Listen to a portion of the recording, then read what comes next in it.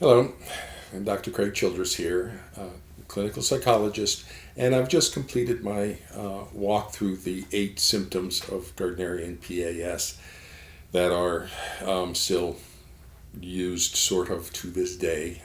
It is the only diagnostic model out there other than an attachment-based model. ABPA, that it's attachment, Bowlby, Mnuchin, Beck. It's applying standard and established constructs and principles to a set of symptoms. And that is the process of diagnosis. Okay. Diagnosis is the application of standard and established constructs and principles to a set of symptoms. Diagnosis. Now, Richard Gardner skipped that step. He was a psychiatrist. He just decided he doesn't need to be constrained by standards of practice regarding diagnosis. He can just make up entirely new pathologies on his own. Interesting point of view, Dr. Gardner. Probably not one maintained by anybody else in professional psychology. So you skip the step of diagnosis because it was too tough on you or whatever to actually research what the pathology is. Now when you look at my work on family system stuff, so the child's triangulation into the spousal conflict through the formation of a cross-generational coalition with one parent against the other parent, resulting in an emotional cutoff in the parent-child relationship.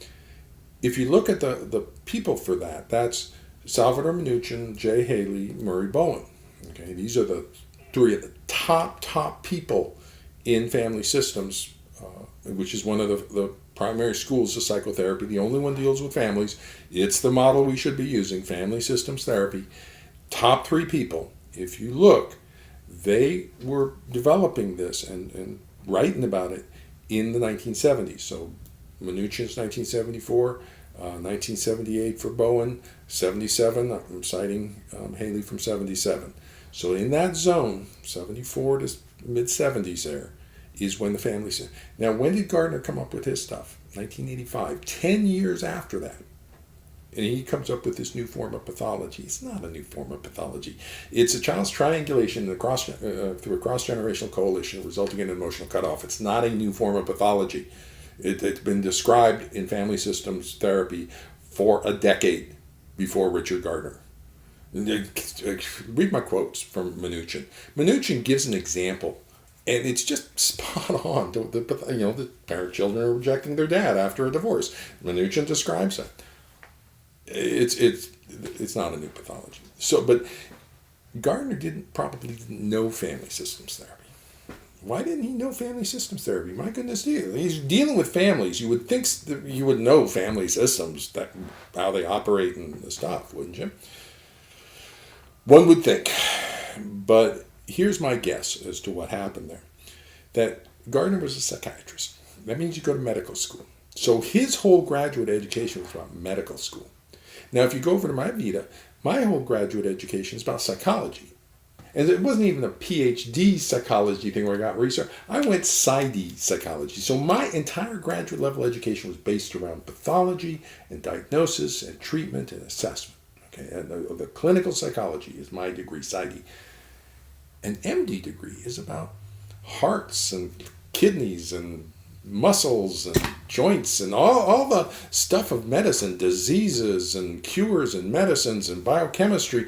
And that's what medical school is all about. Okay, so Richard Gardner went to medical school, became a doctor. Then he got psychiatry. You know what psychiatry is about? It's about medications.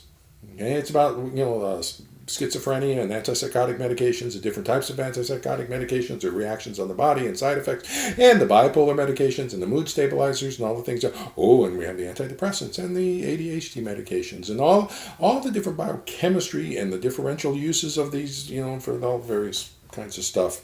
And that's psychiatry.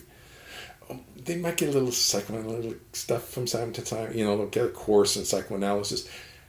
Gardner was Freudian, from what I hear. Okay.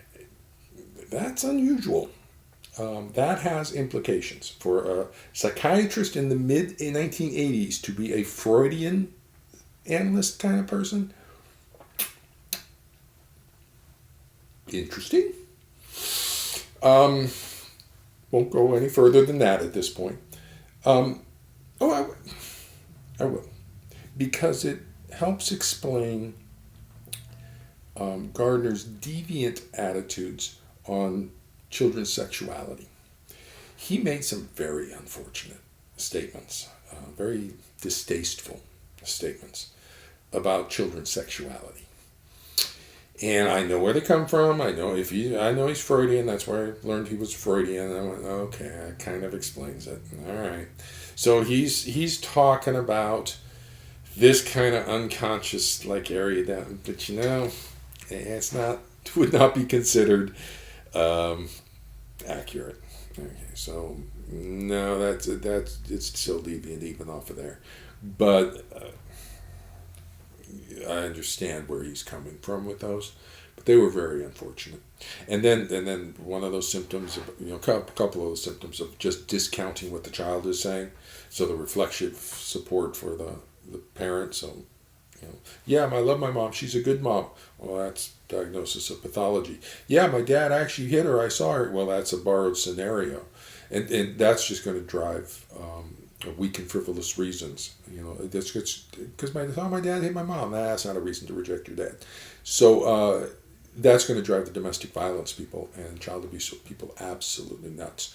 And then he added that we could discount allegations of sex abuse made by the child if the parental alienation syndrome is present. Now you can imagine the domestic violence and sex abuse people's reaction to that. The sex abuse people, oh my God, you can discount the child's allegations of sex abuse against the dad if that set of diagnostic symptoms is present, sort of, maybe 5 of them, maybe 4, maybe 3, we don't know really.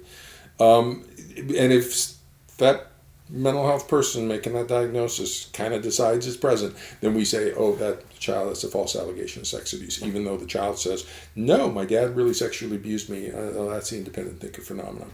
The child actually believes what they're saying. Oh man, the child abuse and domestic violence people are going to hit the ceiling on this. And sure enough, they did. Oh man, I learned about it, I tracked it, of what happened. And oh my goodness, the literature back then, junk science and your return. That's where the whole theme of returning children to the abusive parent came in. It's because Gardner's model will do that, if it's applied.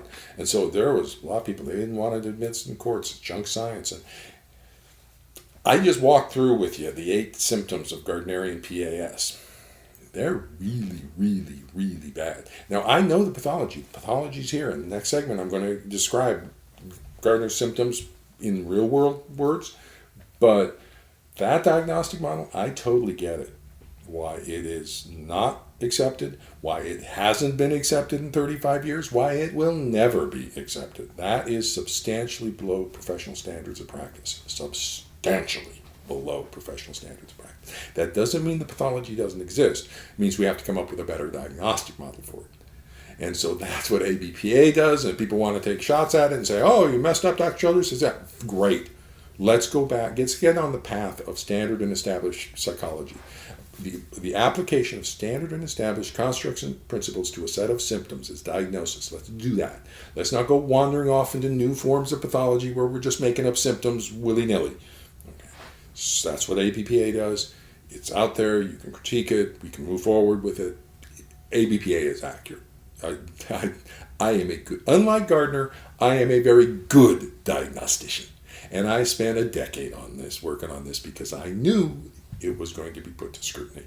So this is a good foundations is a diagnostic workup. The 3 symptoms, they're solid. And but let's go back and recover Gardner's PAS. Reach down into the morass and give me your hand. I'll give you a hand up. So let's follow me over to the next video, and we'll address that.